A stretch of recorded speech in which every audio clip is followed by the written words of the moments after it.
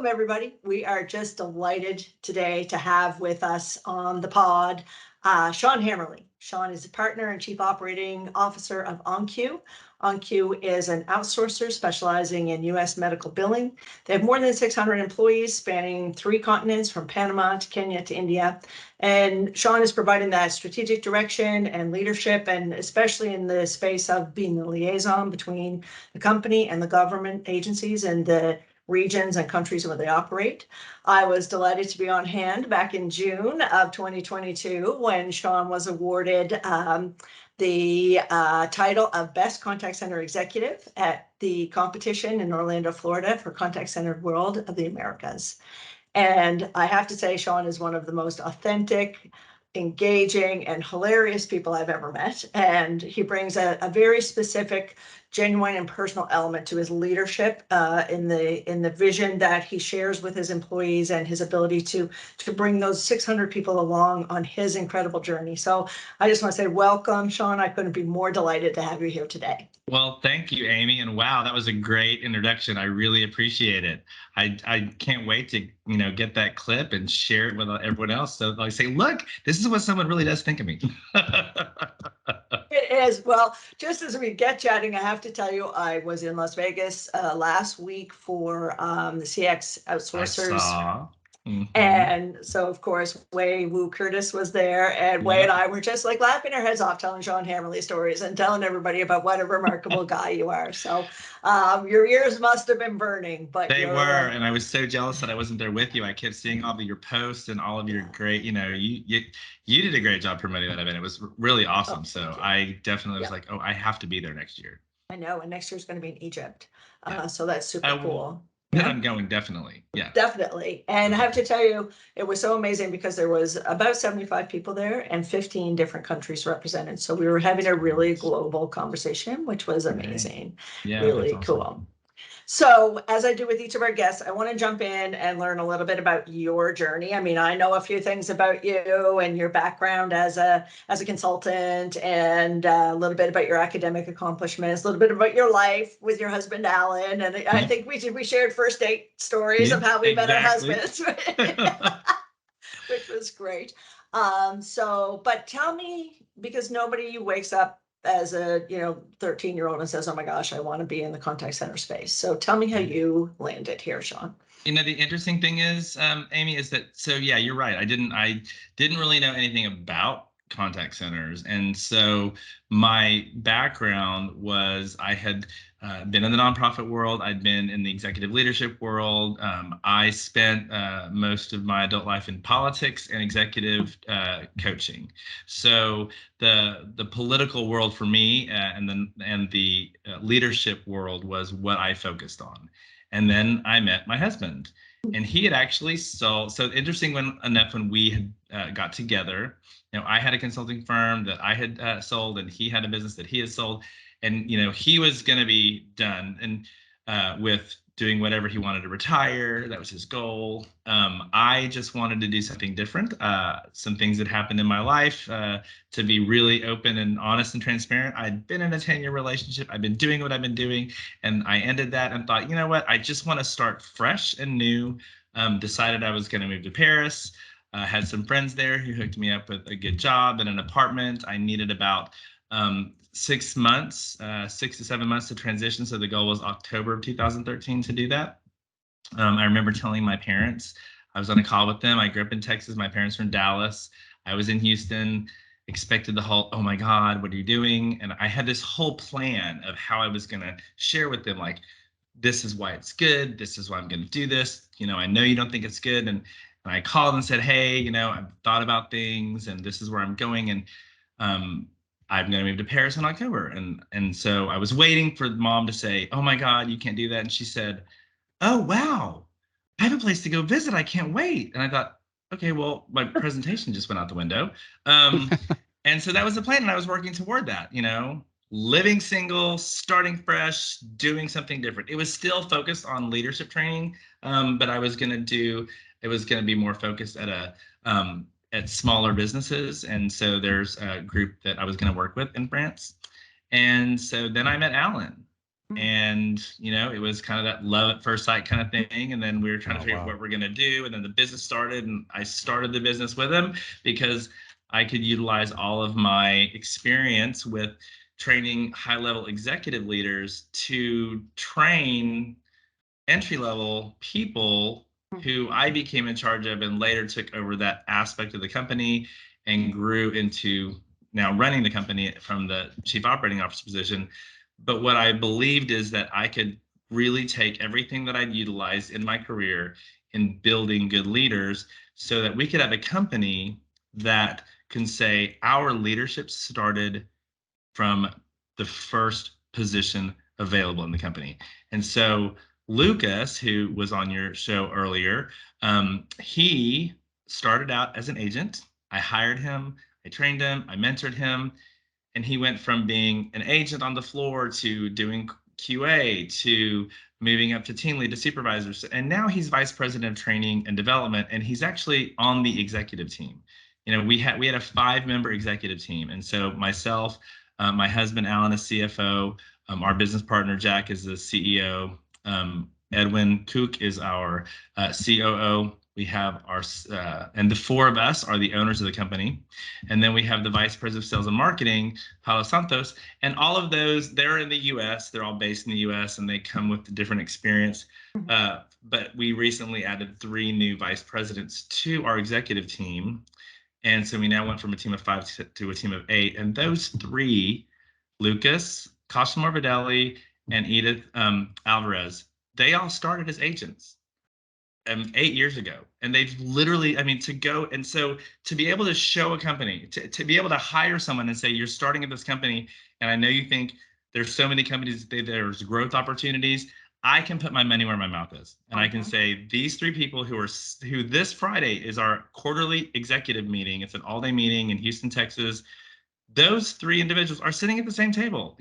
I've had to teach them recently. They're so used to it. It's a Latin cultural thing. They always say, Mr. Sean, Mr. Allen. And I'm like, guys, I get it when we're in meetings and you're trying to do that and show the respect with agents. When you are in an executive meeting, we are Sean, Allen, Edwin, Jack. You're on the same level as us. Do not put it, we are equal now.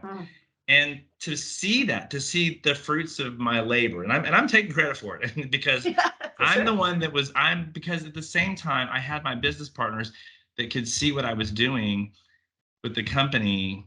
And they were like, yeah, you've got to, you need help, and you need to hire someone. You need to post it. You need to do a search for it. And I kept telling him, I was like, no, I'm not bringing anyone from the outside. I want this to be an organic process that grows from the inside. And I knew it would work. And it has. And so not just those 3, but I've got a senior leadership team of directors and associate directors of the company that, so it's amazing. And so I took everything I learned and that I practiced in executive training and leadership, and I did that globally. I had clients in China and Europe and everywhere, and in Egypt. And so I took that and focused it all into our company, and that's where we've grown. So. And it's an incredible story of growth, but I'm so glad that you brought up the stories of Lucas and Kashlan and Edith, because that's basically what I wanted to talk to you about. Like, I think you bring a unique perspective to your company, and that what you just talked about, that you didn't want to go externally, and that you had high potentials, you recognize them, and you bring mentorship and opportunity while holding people to high standards. And it's a formula that is really, really working for you. Talk to me about first of all, you have a unique culture that is, wow, like first and foremost. So talk to me about the culture, and then talk to me about identifying your potentials, your high potentials, and the relationship, the mentorship that you bring to them. So first of all, talk about the culture, because I could say it. I'll let you say it. You go. The culture, that is something that really, that I am super proud of. So the interesting thing is when we started OnQ, the plan was that our CEO, Jack, and so Jack and Alan owned the billing company prior to, and as I told you, they sold it. And Alan was ready to be retired. But Jack said, no, let's start another company, because they had outsourced all of their work before, but they never outsourced the call center aspect. Okay. Mm. And when you're dealing with medical, issues, and you're dealing with US medical billing issues, people are very reluctant to speak to someone that has an accent. They're going to be more amenable to speaking to someone, if anything, with more of a Spanish speaking accent because of the high population that we have in the United States. So that's how it started. Jack and his family were supposed to move to Panama. You can't have a company without actually having someone being there, right? And especially if it's your first one. And Alan and I had planned we are going to be there in Panama once a week. And then things changed, like within the first couple months, just things changed that Jack's family wasn't going to move to Panama. And that left me and Alan to move to Panama. And I thought about this. A lot of what we did in the beginning was about family. We call ourselves the Q family for a reason, because when Alan and I left the US to move to Panama, you have to understand that Santiago de Veraguas, where we are headquartered, is a small town in the center of Panama. When we moved there, the population was about 60,000. And to give you some insight of the culture change for me, I had been living in Houston, Texas for 20 years. The population is 6.4 million. And I moved to a town of 60,000, right? So, and it was the point where literally this is not it. So there's obviously Panama is it's always ranked as the #1 place to retire. And there's a lot of expats in the beach communities and in the city. But Santiago, it's not an expat hangout. It's a small town. So literally, like when we started the business, and I don't joke and I'm not lying when I tell you, there were other business owners that in conversation, because they would tell me this later when we got to know them, they would like hang. I go, have you met the 2 gringos that have bought the business? Like there's 2 gringos that live here now. I mean, that became conversation. So, for us, obviously when you start a business, it's like 24/7, you're there. Our employees Right. would joke, Lucas would joke, they would come by the office they would drive by the office on a Sunday and they would see my car there, because that's what you do when you start a business. Right. But because we were in Panama away from our families, they became our family. And I looked at this job and this company and I was like, I want to take the best that I've learned from the best people that have mentored me. And then I'm going to take the best that I've learned from the people that I just were so challenging to work with, to know what I would never do. And there was a lot of thought put into this. And then how do we build the culture? How do you make these people understand you guys are my family? I don't get to go home this weekend to go see my mom and dad. That's just not an option. And so with these people who are going to be your family, you have to learn to treat them with the love and respect that they deserve. And you have to. So I had to show how much I really did care about them. Like when we grew, finally, many years later, we did an opening and there's a video of me speaking to the group. We invited a lot of dignitaries and it was our 4th expansion, I think. And I said, we're over 300 employees. And I feel like the father, the average age of our employees is 24 years old. And I feel like the father of 300 plus kids, Now I feel like the father of close to 700 kids. But that's how we became the Key family. And then because we spent so much time in focusing on how we wanted to show our appreciation to our kids, to our Q family, they actually they're the ones, not the executives, not me, not Alan, but our employees came up with the line, the biggest family in Santiago. And that was really huge for us. Like they wanted it on posters and banners and they wanted it on social media. They decided this, not us, not my marketing team. And so that's how we grew from there. And there's a lot, like you can see our YouTube channel, and if you just go through the many videos on our YouTube channel, you can those videos, they just exude this different culture. And I think a lot of us at the company feel accomplished and that we were able to do that because and now we've spread that culture to our Kenya office and to our India office, and they feel that sense of family too. It's interesting because there's a couple things that I never will change. I always meet with the new hires before they start. I always meet with them on day 1. And I usually try to talk to them. So, it used to be when we weren't so big and I didn't have all the responsibilities I do. I used to spend like 30 minutes at least to an hour every day with the trainees, every day. Wow. Until we got to around 200 plus employees, I could still tell you when they were hired, with their full name, what client they worked for. When we got too close to 300, I was like, okay, now it's kind of, I'm I not gotta able to dial this keep up. down. Yeah. But so I will never change that. I want to make sure that they see me, that every class gets to know me. Every class, the first day, they're given an assignment just so we know that the communication is going to be there. There's a list on the back of their training manual that's PDF now, and we're remote training. But they have to program everybody's name and phone number and send them a message on WhatsApp so we know that you programmed the numbers. And one of them is mine. And that's the other thing is, how many companies do you know on day one you have an owner's personal cell phone number? And so, sometimes it's become annoying. Recently I've had one that, was terminated and for good reasons, and his team, I trust their judgment. You get that. But the other side, I've had the phone calls from the employee that was in a car wreck. I had an employee who he called me. He needed me to talk to because he had just come out to his family and it didn't go well. And I'm still going to be there. I don't care when we're 10,000 employees. I still want to be there for those employees and let them know that I don't care if we're 10,000 and we're still going to be like, we're going to act like the same company we were when we started with 28 employees. And that's the culture that I want to provide for them and to push. We've also, this is something that I share with every group. We share with them that I tell them on our core values meeting, which happens before they start. I go over the core values. We have a core values video. And I say, if these don't resonate with you, then we are not the company for you. I need you to understand that our core values of value creation, can-do attitude, commitment to quality, and elevate others is truly inside of you. Because if it's not, this is not the company for you. And then I tell them, we love and believe everyone in this family. I don't care what religion what you believe in. I don't care your ethnicity. I don't care anything. But understand one thing that everybody needs to know. Alan Nottingham, the CFO of our company, is my business partner and he is my life partner. And if you have a problem with that, this is not the company for you.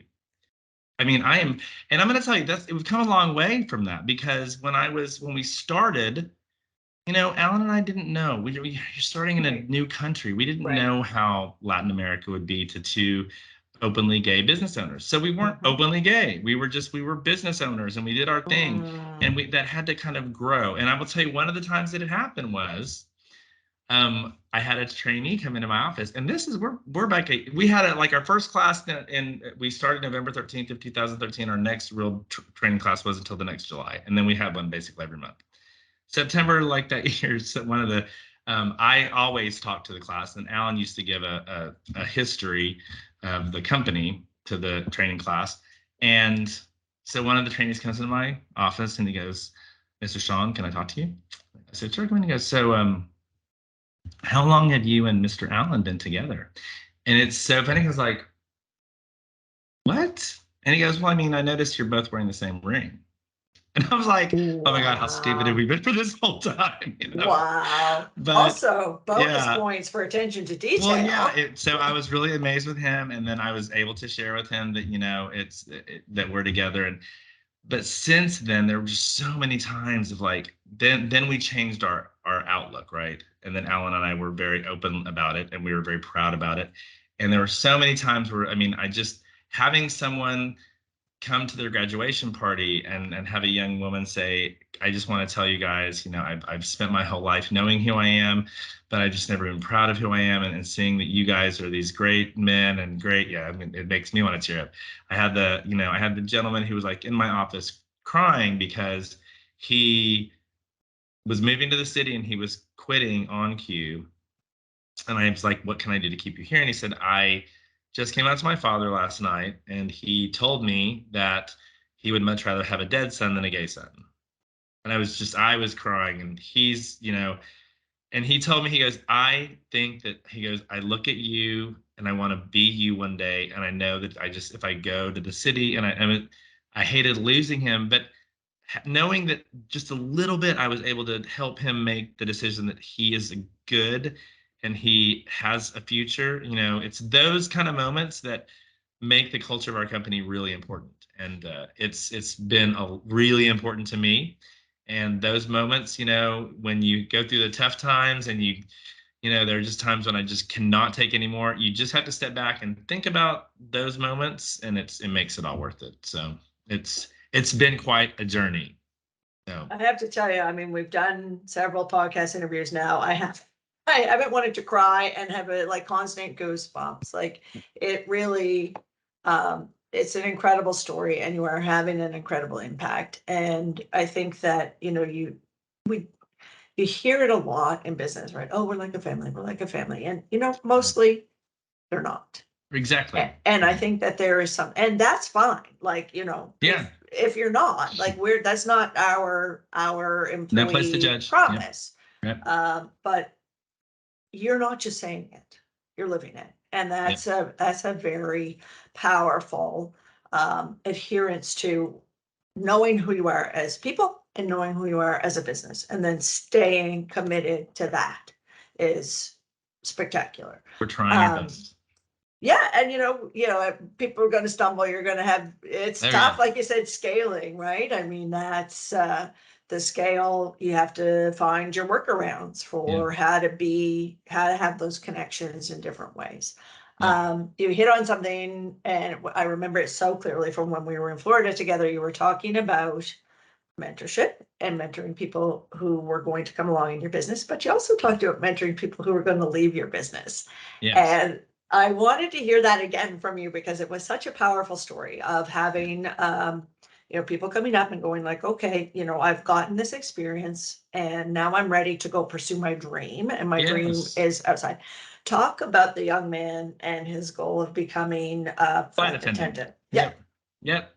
I truly loved this agent. He was just a great kid, and he was a hard worker. He went above and beyond in his work. He was also one of our star soccer players. We had a company soccer team that ended up winning the championship. And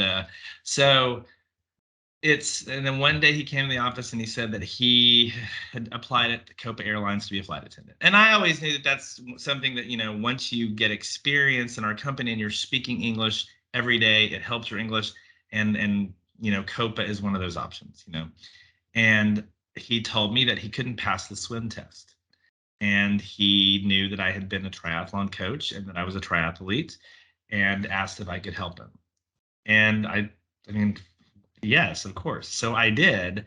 And I had friends who were like, wait, so you helped the guy who told you if he passes the swim test, he's going to quit, right? And I'm like, well, yeah. I clearly didn't see anything wrong with it, but I have other executive friends who thought you're crazy. But my issue is I believe, is a call center future and leading a call center the future for everyone that works for me? Oh, hell no. I mean, no. And if someone finds something that's going to make them happy, I look at these employees, these agents, these members of the Q family, that I want them to be happy in their future. Mm-hmm. And if they find anything that can give them the smallest sense of happiness that I have every day coming to this job, then I'm going to do whatever I damn well can to make sure they get it. And so, he wanted to be a flight attendant. I mean, why would I want to stop that? This guy has a chance of a young kid traveling the world. I mean, wow. Not many people get that opportunity. So yes, I helped him. Yes, he got the job. And I was so excited for him. I mean, in fact, Alan and I were walking through the airport one day, and there he is in his uniform, and he took a picture with us. He was so happy that we got to see him. And interestingly enough, because, and this is where, you need to literally make sure that all of your employees, whether they are with you forever or they with you for a small part, you have to really love them as much on the way out as you did on the way in. And because that's how we treated him, when the pandemic hit and flights were grounded and he didn't have a job, he wanted to come back. And I took him like that in a heartbeat. Isn't that that's the best compliment, the boomerang, the right? boomerangs, to me, yes, and to me, we have so many. And I use this when I speak, and I tell people boomerangs are a huge compliment to a company's culture, because you have people leave, but it's when they want to come back. I mean, why would anybody want to go back to a job that they didn't enjoy, right? Or Exactly. that they had leaders or bosses that were not easy to work with, you know? Or didn't appreciate them, right? Exactly. Yeah. So Yeah. for him to say, I want to do this and I want to come back, it was great. And guess what? He told me from the beginning. He said, I just want to let you know, as soon as we can fly again, we don't know what's going to happen. I really want to go back. And you know what? I told him, more power to you, get back in the air as soon as Yeah. you can. But that's it, it worked out really wonderfully, and I'm so glad. I'm happy for him now. I still keep in touch with him. He keeps me updated about his life, and he Nice. invited me and Alan to his wedding. We couldn't make it, but it's just it's that kind of relationship that makes me feel great that Yeah. that I made the right decision. Exactly. And I know I saw the picture of you with him in the airport. So we're going to Yeah. have to dig that up and get it to Jeff so we can, promote Show the that as picture, well. yes. Because you told the story, and then I was looking at your LinkedIn, I guess. I'm like, oh my God, there's the guy. And, and that speaks volumes to living that culture out loud, right? Like And by the that's, way, just because I know, and I should say, when I said the quote, "Love him as much on the way out as Mhm. as you did on the way in," that is not a Sean Hammerle quote. That is a Jack Welch.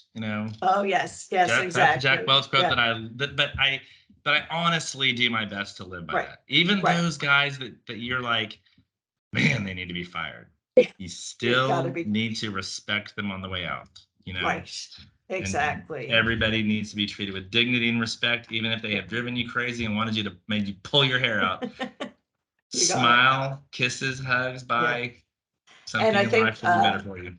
for us, we really apply that if if we're retiring an account or a client is going with another vendor. For Yeah. us, that is the similar point of pride. Like we're gonna exit this relationship as Exactly. gracefully and effectively as we onboarded that, Yes. because and we've had boomerang clients, believe it or not. Yes. See, And and we've it's great. yeah, Yes. it's really important. That's a It's the great best lesson compliment. that uh, we will let Jack Welch have the, the credit, but Exactly. it's a good philosophy to abide by, both individually and at a larger level.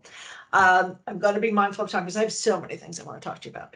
It's okay. And we're going to have to do another one later, I'm sure, I would because love to. I think I want to focus on leadership and culture in this conversation, and I want to have another conversation later about expansion into Kenya and India, because I think those Yeah. are whole other topics that we can Yeah. deal with. Would love to.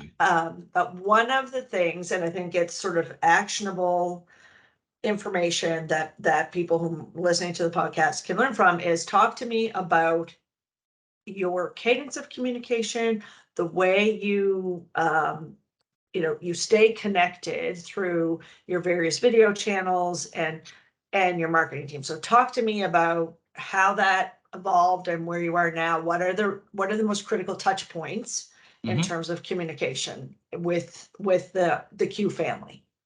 So, in the beginning, like I said, so being in an office, that was the one thing that I was really, I made a point, like I said, every day I would start out by just hanging out with the training class. The first, and like I said, every class, the first day I was really fortunate enough to be in a mentoring group many years ago with two really great CEOs, Gordon Bethune, who was the CEO of Continental Airlines, and responsible for the merger with United, and then Ben Love with JP Morgan Chase. And it was just a mentoring project, and several of us were there, and they said, okay, this is your chance. Ask us any question you want, personal, leadership, whatever. And they said, don't ask us about the program. We don't know, but it's just, this is a chance where you get to ask anything about, a global leader.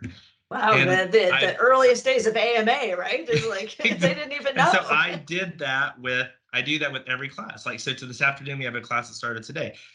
Before the end of the day, it will just do a session where I get to say, ask me whatever you want. I mean, they ask me, they always, I can tell you, like, there's always, this question always comes up. If you could change anything about your life, what would it be? And I always Really? answer the same way. Absolutely nothing.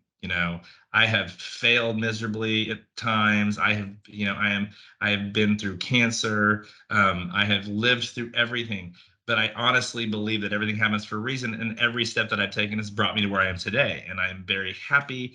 I love coming. I cannot wait to get to work every single day. It's kind of a problem when you're a workaholic, but you know, But it's those kind of things, and I do that with the training group, and I used to do that in person, and then I would always, Alan used to drove him crazy because he'd say, look, you need to tell people they need to make schedule time with you, because I had an open door policy. You want to come in my office talk, come in.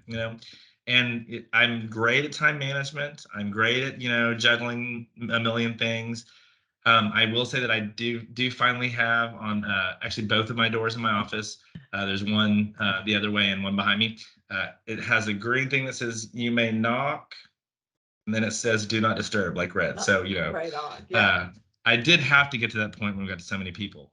Yeah. But so my communication was a lot in person. I just had the Right. meetings, and I would sit next to agents, and I would walk the floors, and I would talk.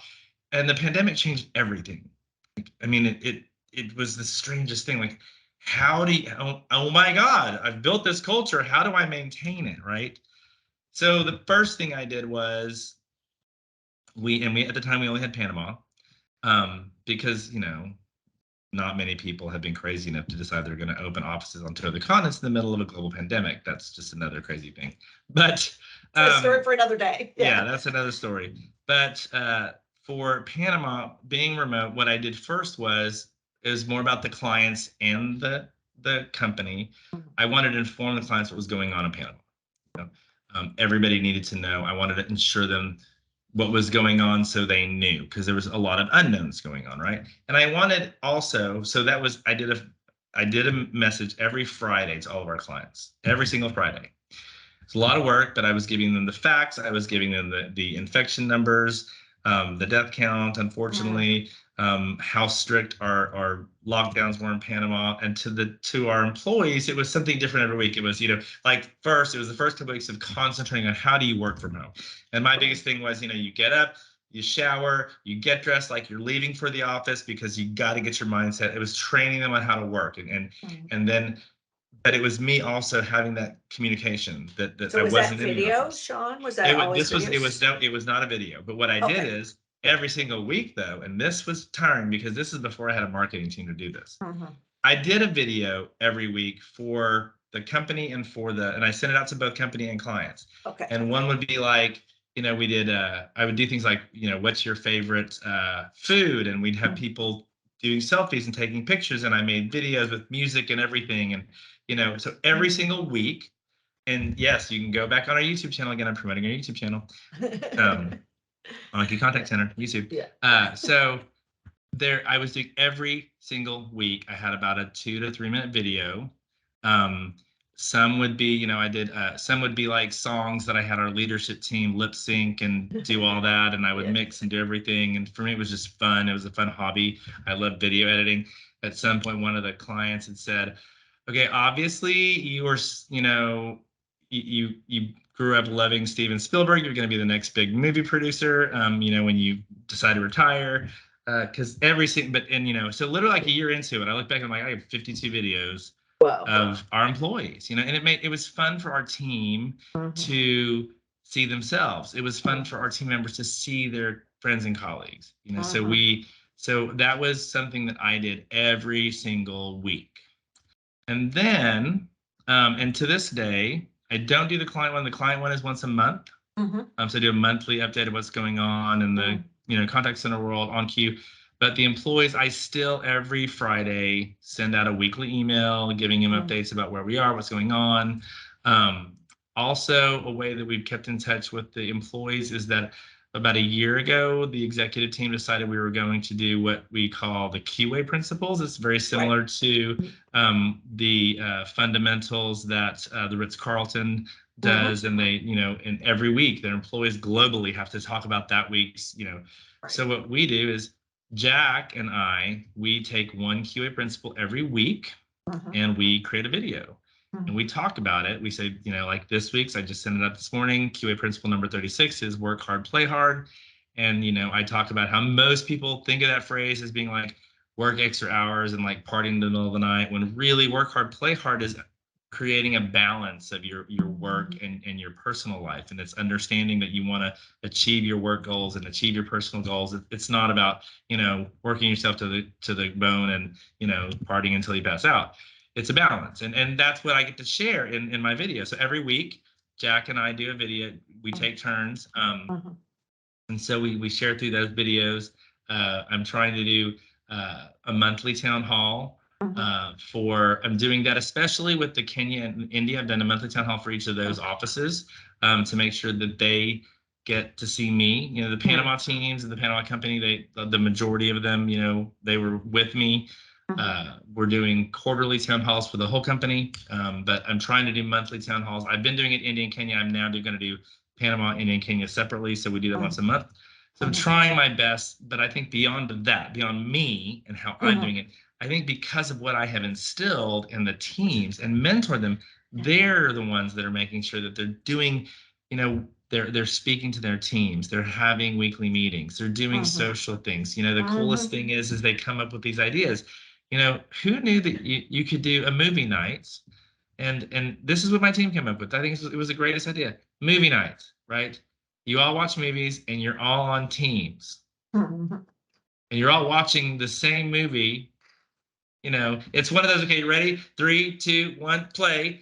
And you watch the movie and you can talk about it, you can laugh about it, you can text about the scenes, and everyone's experiencing the same movie, but they're not in the same room. Right. So I'm proud of my team for coming up with these out of the box ideas to keep our culture and to keep in touch with our teams and our family. And it's really worked. And so when I travel, I still, you know, I missed Friday. You know, I think I can count on one hand in the past 3 years how many times I've missed my weekly email. Wow. But I had 2 conferences last week, and I was in Charlotte at the beginning of the week. I was in St. Louis, and I don't think. And then I wake up in the middle of Friday night. I wake up at midnight, and I've got a 5 a.m. Uber, and I'm like, I didn't see that. Like, and I'm just like, okay, it's fine. You know, one week is okay.